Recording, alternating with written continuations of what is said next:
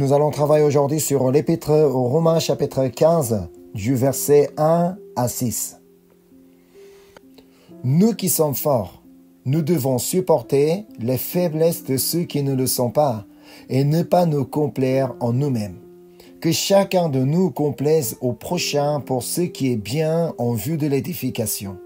Car Christ ne s'est point complu en lui-même, mais selon qu'il est écrit, « Les outrages de ceux qui t'insultent sont tombés sur moi. » Or, tout ce qui a été écrit d'avance l'a été pour notre instruction, afin que par la patience et par la consolation que donnent les Écritures, nous possédions l'espérance. Que le Dieu de la persévérance et de la consolation vous donne d'avoir les mêmes sentiments les uns envers les autres selon Jésus-Christ, afin que tous ensemble, d'une seule bouche, vous glorifiez le Dieu et Père de notre Seigneur Jésus-Christ. Amen. En fait, être chrétien, c'est ne pas être égoïste. Pourtant, plus que nous approchions au dernier temps, nous allons rendre compte que le monde devient de plus en plus égoïste. D'ailleurs, c'est ce qui a déjà été prophétisé par Paul. C'est ce qu'on peut lire dans 2 Timothée, chapitre 3, du verset 1 à 5. C'est un passage important pour bien comprendre le passage d'aujourd'hui. C'est un passage qui nous dit de ce qui va se passer au dernier temps. Sache que dans les derniers jours, il y aura des temps difficiles, car les hommes seront égoïstes, amis de l'argent, fanfarons, hautains, blasphémateurs, rebelles à leurs parents, ingrats, irréligieux, insensibles, déloyaux, calomniateurs, intempérants, cruels, ennemis des gens de bien, traîtres, emportés, enflés d'orgueil, aimant le plaisir plus que Dieu, ayant l'apparence de la piété, mais reniant ceux qui ont fait la force. Éloigne-toi de ces hommes-là. C'est un avertissement que Dieu a fait dire à travers Paul pour ceux qui croient en Jésus. Ici, on ne parle pas forcément des gens du monde qui ne croient pas en Dieu, autrement les non-croyants, mais plutôt des chrétiens. Non pas seulement les non-chrétiens qui seront égoïstes, mais aussi les chrétiens. Les chrétiens qui ne s'intéressent que leur vie. Les chrétiens qui ne s'intéressent pas aux autres. Si on ne pensait qu'à lui, évidemment, on ne partagera pas ce qu'on a aux autres. On ne participera pas à l'évangélisation, ni à la mission, ni aux dons.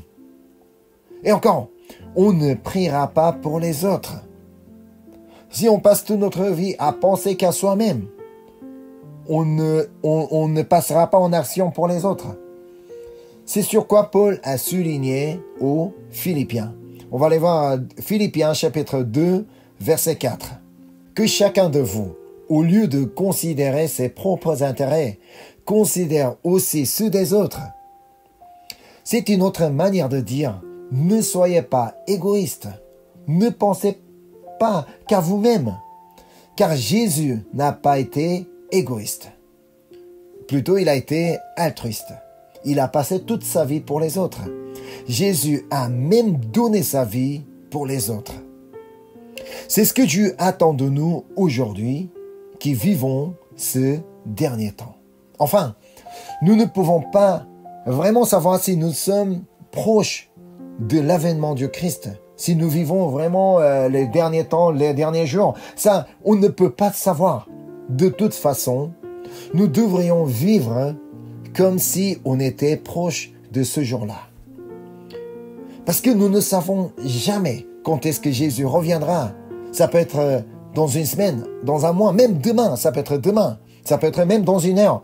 C'est pourquoi nous devrions chaque moment vivre comme si nous sommes là, nous vivons le dernier temps.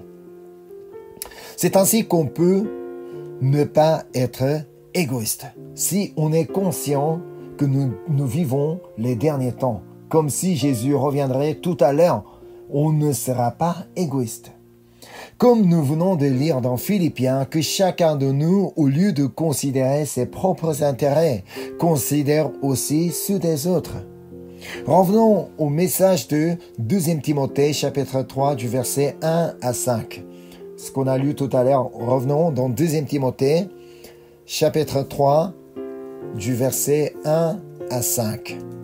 Sache que, dans les derniers jours, il y aura des temps difficiles, car les hommes seront égoïstes, amis de l'argent, fanfarons, hautains, blasphémateurs, rebelles à leurs parents, ingrats, irréligieux, insensibles, déloyaux, calomniateurs, intempérants, cruels, ennemis des gens de bien, traîtres, emportés, enflés d'orgueil, aimant le plaisir plus que Dieu, ayant l'apparence de la piété, mais reniant ceux qui en fait la force.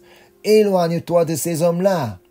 En fait, les chrétiens risquent toujours de devenir amis de l'argent. On risque d'être égoïste, mais encore de devenir amis de l'argent. Autant que les gens du monde qui aiment l'argent, les chrétiens aussi. Malheureusement, il y a certains chrétiens qui croient en Dieu pour devenir riches. On croit que si on croit en Dieu, qu'on peut devenir riche. Oui, Dieu peut rendre certains riches, mais pas à tout le monde. Si c'était le cas, si Dieu donnait la richesse à tout le monde, tous les chrétiens devraient être super riches. Non, ce n'est pas le cas. Il connaît ce dont nous avons besoin dans notre vie. Alors, écoutez le message que Jésus a donné pour ceux qui désirent la richesse, qui espèrent obtenir quelque chose de Dieu. Voilà, on va aller voir l'évangile de Matthieu, chapitre 6, du verset 25 à 33. Voilà, soyez attentifs à bien écouter le message que Jésus a donné.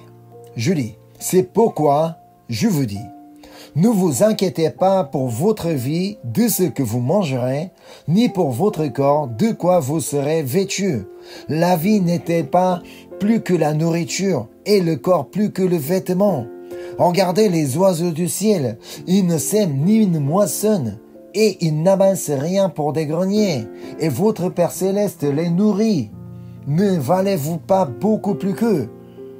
Qui de vous, par ses inquiétudes, peut ajouter une coudée à la durée de sa vie? Et pourquoi vous inquiétez au sujet du vêtement?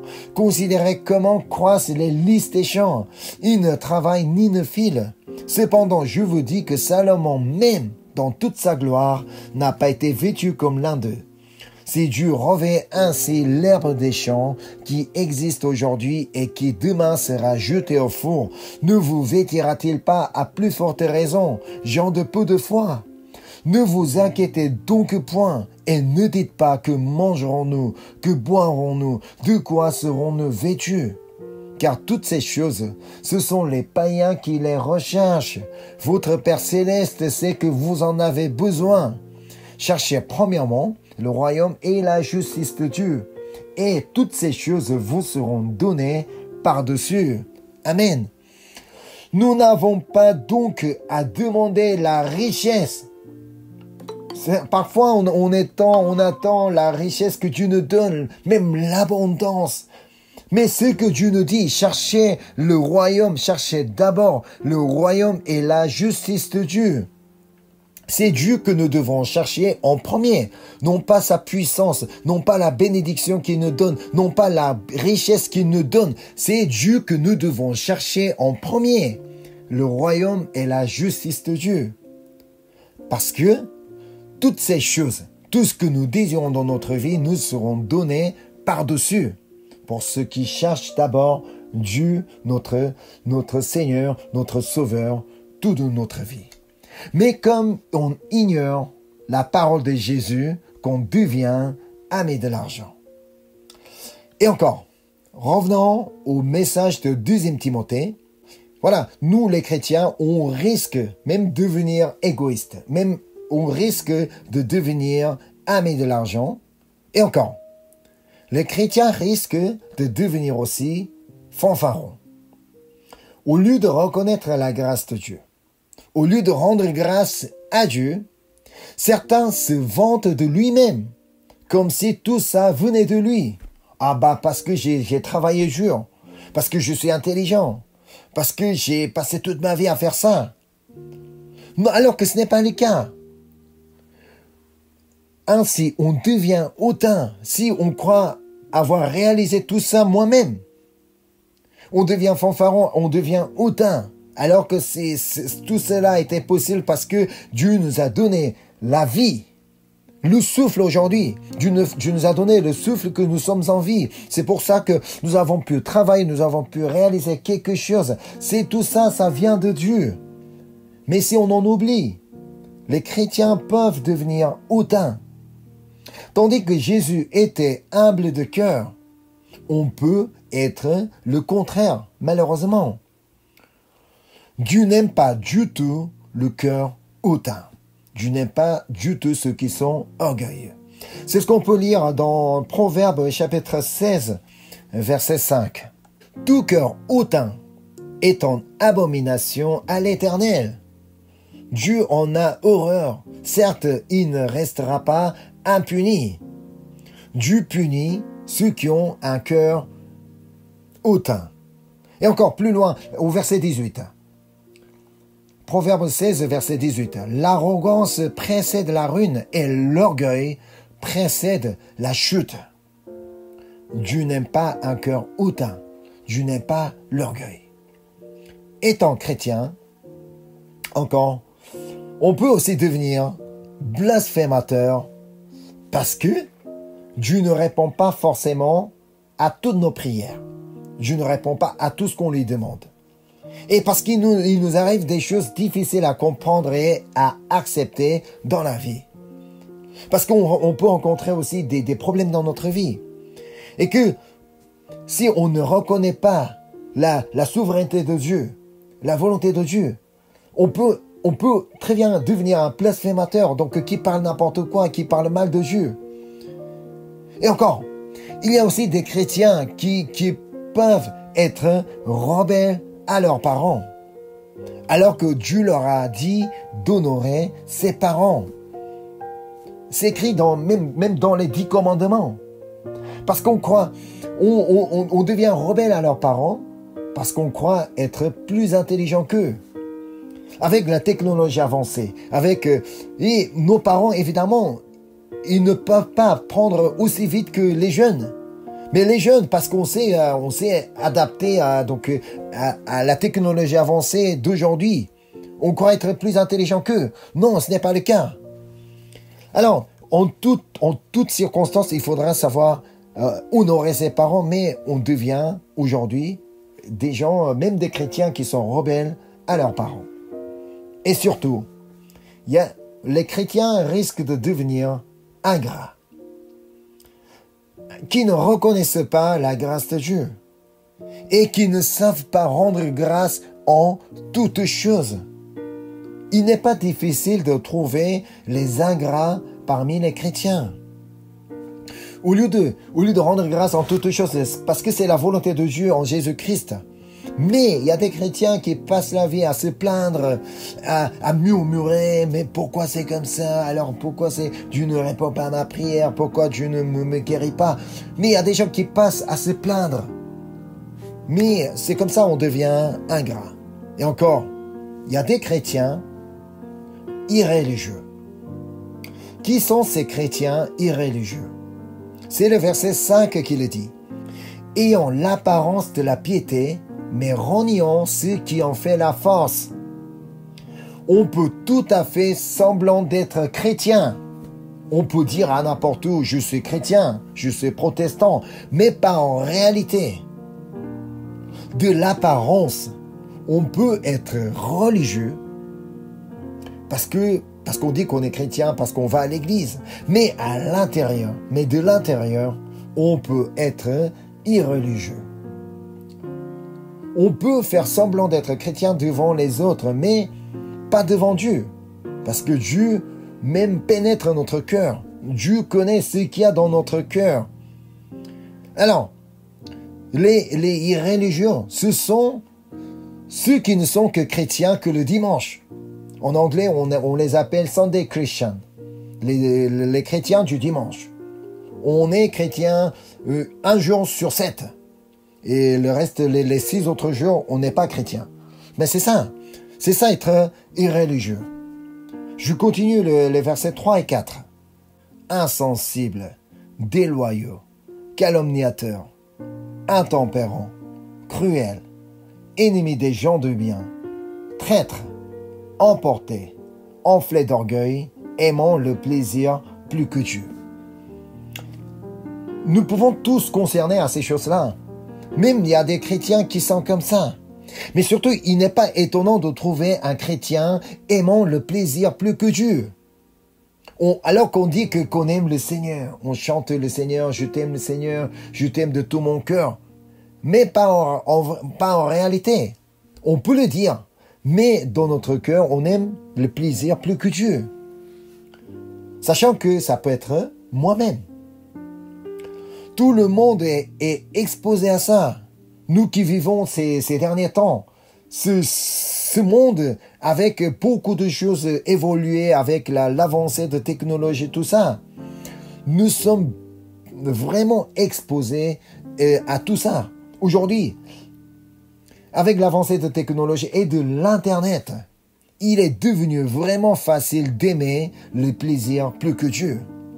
Tout est dans la main, dans le téléphone, dans le smartphone, qu'on peut facilement aimer le plaisir plus que Dieu. Les chrétiens ne sont pas épargnés de ces séductions. Même il y a des chrétiens où, pendant l'adoration, pendant le culte, il y en a qui ne cessent pas, qui ne peut pas lâcher le téléphone, qui doit jeter un coup d'œil.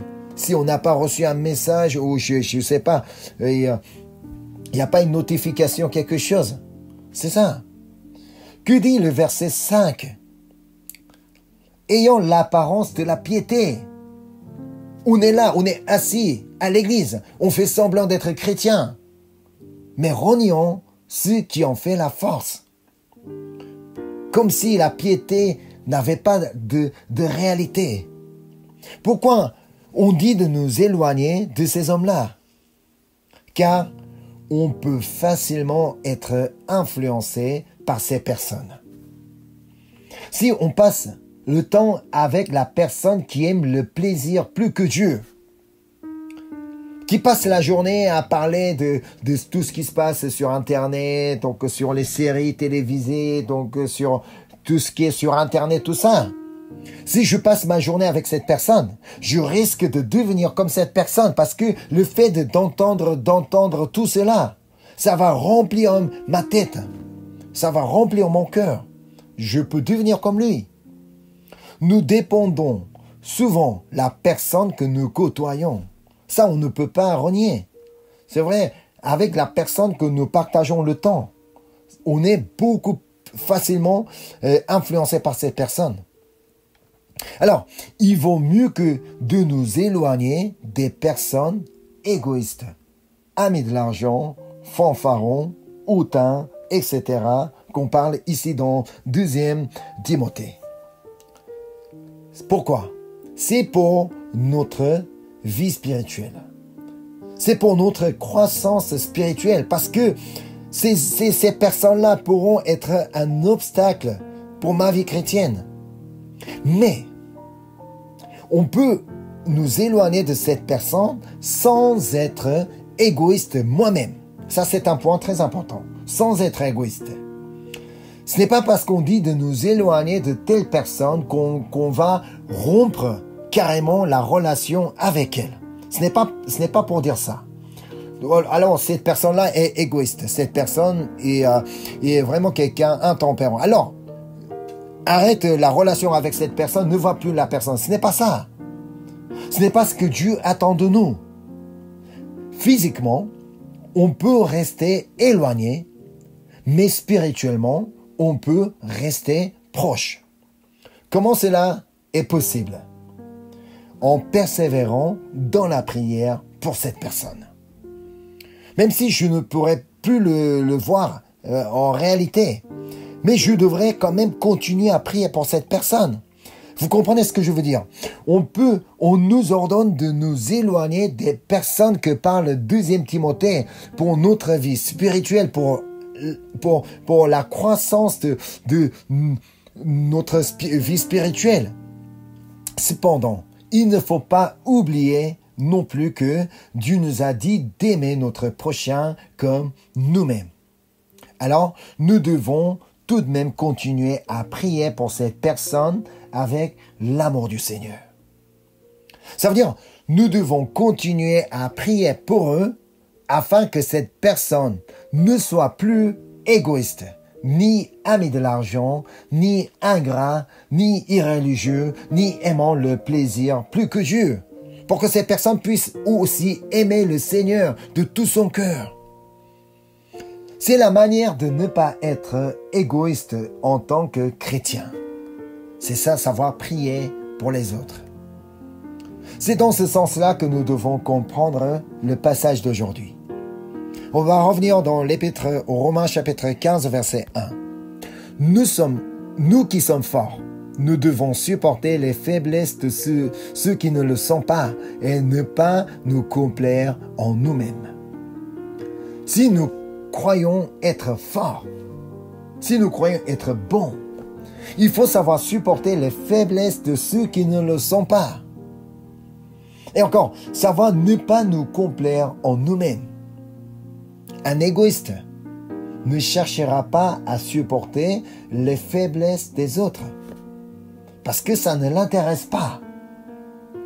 Peu importe si cette personne est faible ou pas, ça ne l'intéresse pas. Un égoïste ne pense qu'à lui. Et il cherchera tout simplement à complaire en lui-même. Comment je peux me faire plaisir? Comment je pourrais me réjouir? C'est ça. Mais nous, les chrétiens, nous ne sommes pas appelés à considérer que ses propres intérêts, mais aussi ceux des autres.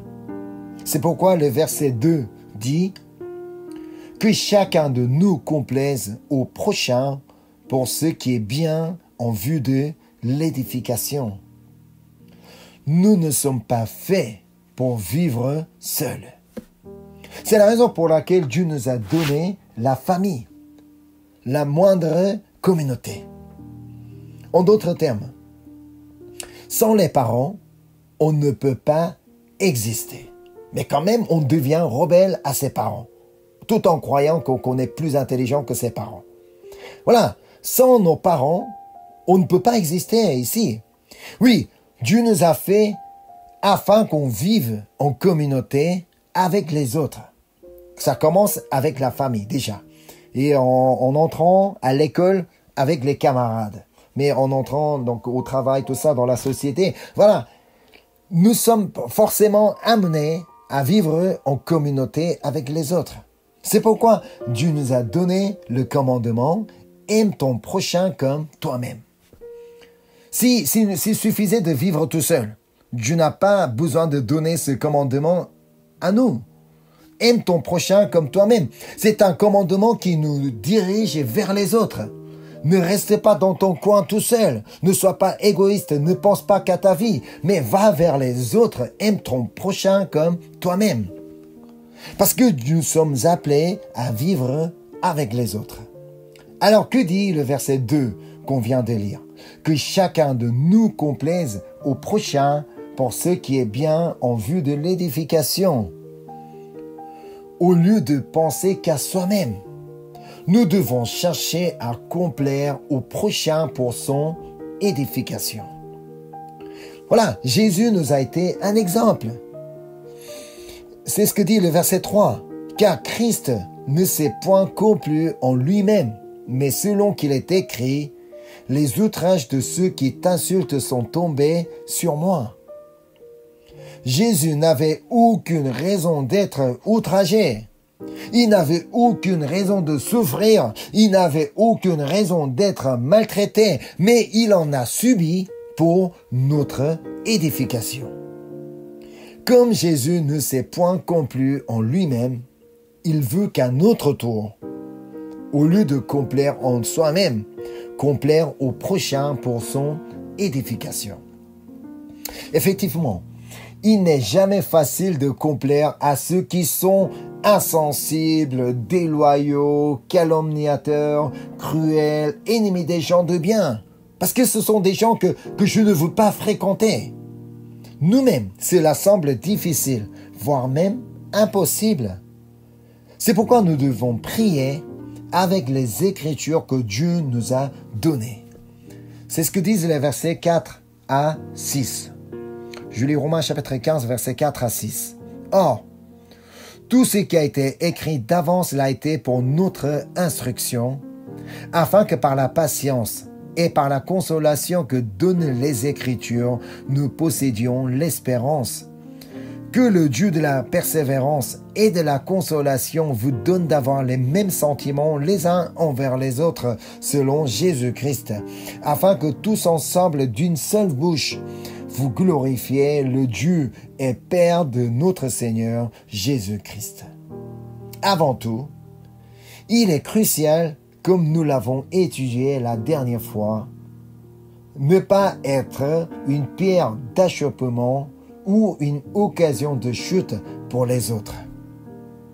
Si jamais je suis moi-même égoïste, en tant que chrétien, si je reste égoïste, ami de l'argent, fanfaron, hautain, blasphémateur, je dois savoir que je cours un très grand risque de faire trébucher les autres.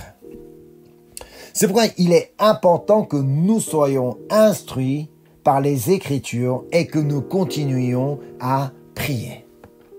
C'est là que Dieu de la persévérance et de la consolation nous donnera d'avoir les mêmes sentiments les uns envers les autres selon Jésus-Christ. Tout en restant inactifs, avec les bras croisés, passifs. Ça ne se passera pas comme ça. Donc c'est là que nous devrions vraiment chercher à être instruits par la parole de Dieu. Et il faudra chercher à prier Dieu. C'est là que Dieu viendra intervenir dans notre vie.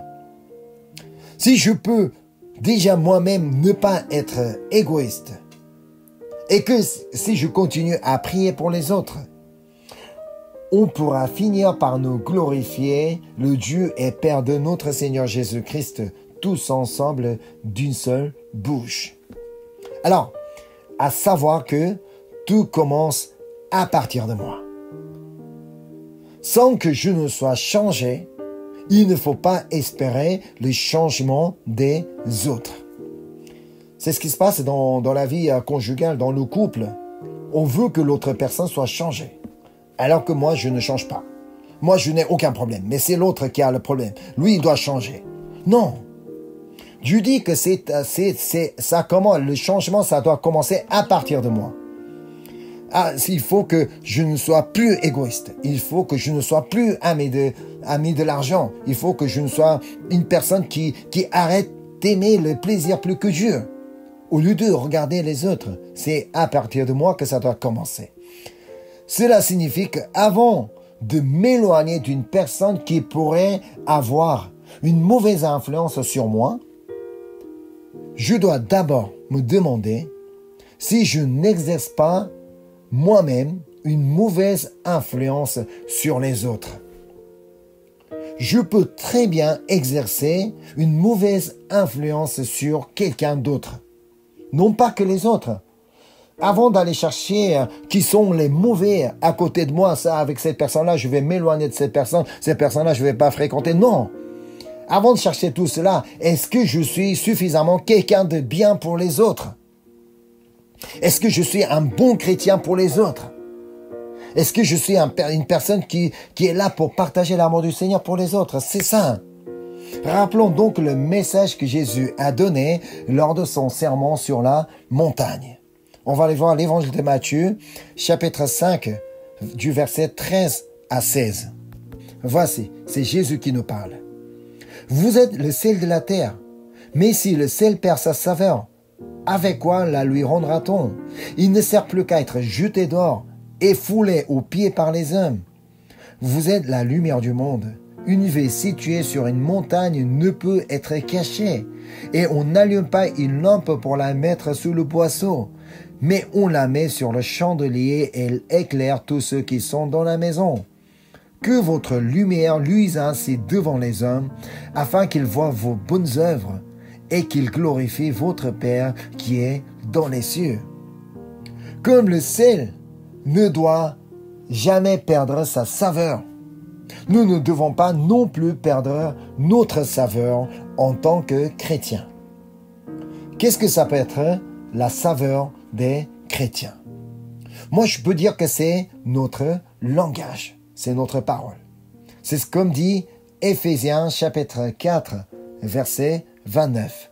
Qu'il ne sorte de votre bouche aucune parole mauvaise, mais s'il y a eu quelques bonnes paroles qui servent à l'édification et communiquent une grâce à ceux qui l'entendent. Amen. C'est ça notre saveur. Comme le sel joue le rôle d'équilibrer les saveurs. Notre bonne parole peut équilibrer le monde totalement déséquilibré par les mauvaises paroles des pécheurs. C'est là notre rôle. Si notre parole peut édifier quelqu'un, si notre parole peut communiquer une grâce à ceux qui l'entendent, on pourra jouer le rôle du sel de la terre. C'est ça, jouer le rôle du sel de la terre. Avec une parole qui peut édifier, avec une parole qui peut communiquer une grâce à ceux qui l'entendent. Et encore, être le sel de la terre et être la bonne odeur de Christ, comme dit 2 Corinthiens, chapitre 2, versets 15 à 17. Nous sommes en effet, pour Dieu, la bonne odeur de Christ, parmi ceux qui sont sauvés et parmi ceux qui périssent. Aux uns, une odeur de mort donnant la mort, aux autres, une odeur de vie donnant la vie, et qui est suffisant pour ces choses. Car nous ne falsifions point la parole de Dieu comme font plusieurs, mais c'est avec sincérité, mais c'est de la part de Dieu que nous parlons en Christ devant Dieu. Que nous soyons parmi ceux qui sont sauvés, ça veut dire parmi les chrétiens, ou ceux qui périssent parmi les non-chrétiens, si nous parlons à tout moment en Christ devant Dieu, étant conscients que nous sommes devant Dieu et que Dieu entend tout ce qu'on dit, nous ne pourrons qu'être la bonne odeur de Christ, puisque nous ne dirons que de bonnes paroles qui servent à l'édification et qui communiquent une grâce à ceux qui l'entendent. Si on est conscient que Dieu entend tout ce qu'on dit, on ne va pas communiquer n'importe quoi. De plus, nous sommes aussi la lumière du monde. Et c'est Jésus lui-même nous a expliqué ce qu'est être la lumière du monde. On va aller voir l'évangile de Matthieu, chapitre 5, verset 16. Ce qu'on a lu tout à l'heure. Que votre lumière luise ainsi devant les hommes, afin qu'ils voient vos bonnes œuvres et qu'ils glorifient votre Père qui est dans les cieux. Nos œuvres sont comptées parmi les autres. C'est-à-dire, les autres nous observent comment nous agissons, comment nous réagissons en tant que chrétiens. Qu'est-ce que ça peut être donc nos bonnes œuvres? C'est de nous réjouir malgré tout, malgré les difficultés. Rendre grâce en toutes choses. Aimer ses prochains, même jusqu'à les ennemis. Et pardonner ses prochains, même ceux qui sont impardonnables. Et encore, respecter les autres, peu importe qui que ce soit. Et encore, respecter bien la loi du pays. Une personne qui respecte la loi du pays, il ne faut pas que quelqu'un qui fasse n'importe quoi en violant la loi du pays. Non, ça, il ne faut pas. Et encore, aider les pauvres et ceux qui sont en difficulté. Ça fait partie de nos bonnes œuvres. Autrement, ceux qui portent les fruits de l'esprit, comme dit Galates 5. On va aller voir l'épître aux Galates, chapitre 5, verset 22. Mais le fruit de l'esprit, c'est quoi? C'est l'amour, la joie, la paix, la patience, la bonté, la bénignité, la fidélité, la douceur et la tempérance. Si je reprends ce qui a été dit dans 2 Timothée, au lieu d'être égoïste, amis de l'argent, fanfarons, hautains, blasphémateurs, rebelles à leurs parents, ingrats, irréligieux, insensibles, déloyaux, calomniateurs, intempérants, cruels, ennemis des gens de bien, traîtres, emportés, enflés d'orgueil, aimant le plaisir plus que Dieu. On devrait plutôt être quelqu'un qui aime tout le monde, sans aucune exception, même les ennemis, qui est toujours joyeux, malgré les situations, et qui procure la paix avec tout le monde, et qui est patient, sans s'inquiéter, sans passer la journée à s'inquiéter, à troubler, mais qui est patient, et qui est bon et bienveillant, qui n'est pas méchant, qui ne se met pas en colère avec d'autres personnes, mais encore qui est fidèle vraiment en Dieu, et qui est doux et qui est modéré, qui sait se maîtriser soi-même. Car c'est ainsi que nos proches pourront glorifier notre Père qui est dans les cieux en voyant nos bonnes œuvres. Alors, croire en Jésus et être chrétien n'est pas simplement la question du salut.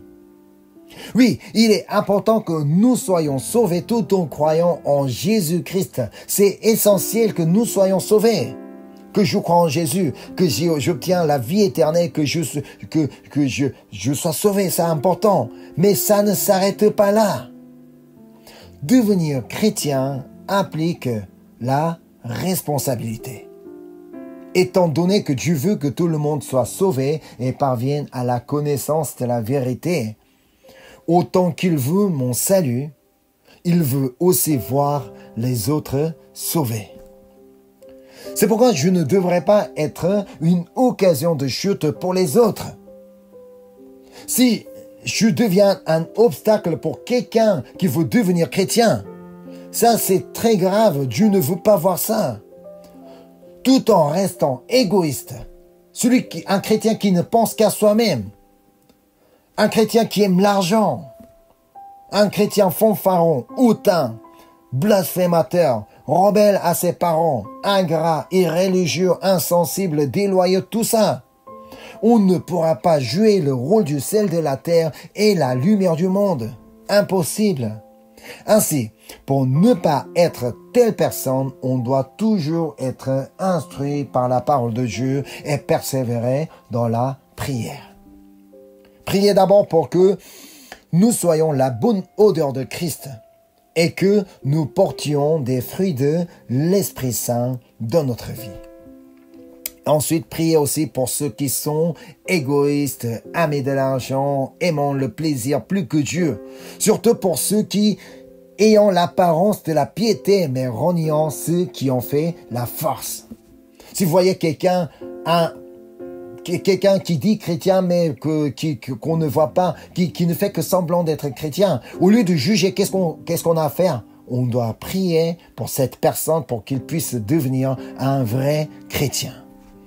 C'est à nous la responsabilité de prier pour cette personne. Il ne suffit pas de nous éloigner de telle personne, mais il faut vraiment prier pour eux.